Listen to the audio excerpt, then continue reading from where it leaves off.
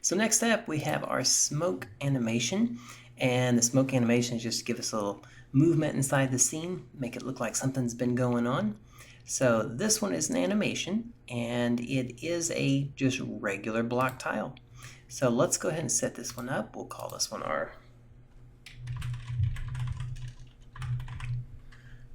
smoke tile, and then we'll look in here. We want it visible, and our image offset, do we want this in front of most things or behind most things? I'm going to set it just in a little bit. Actually, we'll put more in the front. That'll be fun. And animations per second, we'll do about 12 frames a second. And we've got a thumbnail image, so let's use our thumbnail image. Our scale, let's scale this guy up a little bit more. Let's do to about 20. And then we'll see how that looks in there. We'll turn the collider off because it's smoke. We want to be able to move through it. And we'll clamp our repeat. And then our position, we'll do, let's say at the bottom, so that when we click near the bottom, it's going to grow up from there. And let's move on down to our tile animations so that we can put it into our idle loop. This is a looping animation. Alright, so that's going to get us going. So the last one that we can look at while we're here, we can look at our tile icon. This could be a block if you want to. I have a tendency to set it to a decal.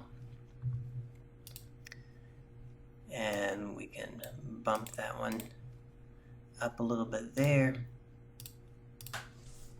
We'll call this our tile set icon.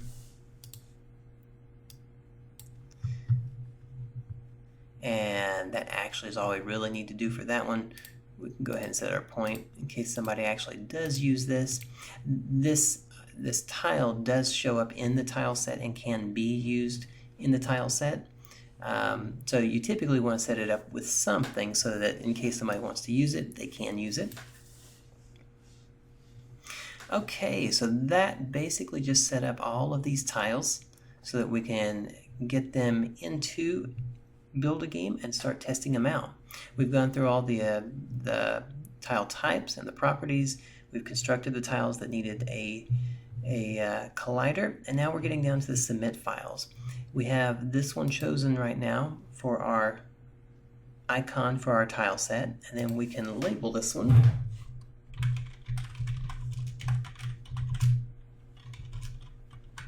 We'll call this Combat Joe 8-bit.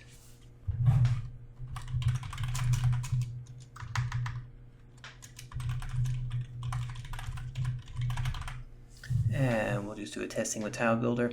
And once you have that information, then you're able to submit your tiles. And remember, at any point while you're working with it, you definitely want to go back and save your progress as you go.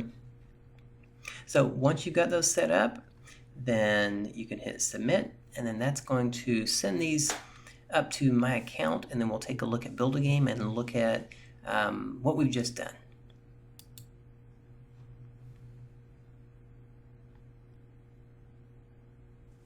All right, let's go ahead and open up Build a Game and we'll get that going.